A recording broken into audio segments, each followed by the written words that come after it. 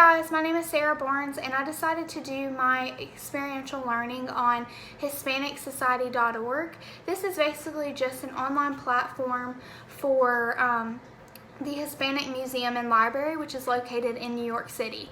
Now, the website says that the museum and library is currently closed due to COVID and renovations, but I just want to talk about kind of like the establishment of this amazing building and all the things that are found inside. So the museum and library was actually established in the early 1900s by a man named Archer Milton Huntington, and it's a free-for-all public museum, so it's accessible to everyone, and they celebrate Latin American art, history, and culture, and Hispanic art, history, and culture by preserving all of these amazing artworks and pieces made by people who originate from Spanish-speaking countries. Okay, so I want to go over a few things. So they do have things like drawings, jewelry, ironwork, textiles, furniture, ceramics, things like that, but they also have a huge archive on the library section of the building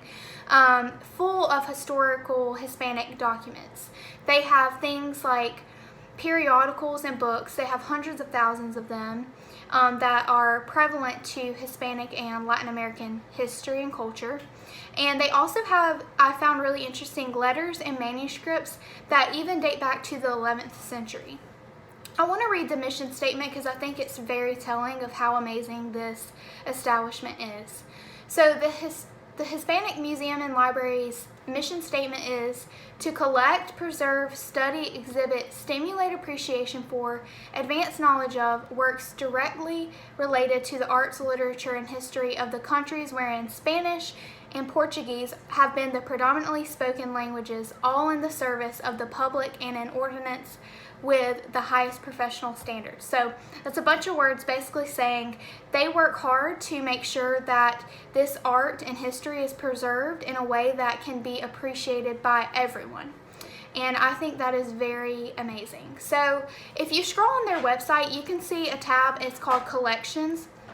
If you click on that tab, it will take you to a photo gallery of most of their works, and if you click on each work, it will give you a description, who made this, where did it originate from, when did it get published, when did we collect it, things like that.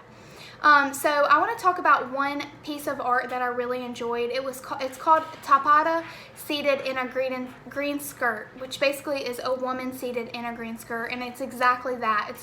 It's a painting of a woman sitting down with a huge green skirt on in a wooden chair, and it's her profile.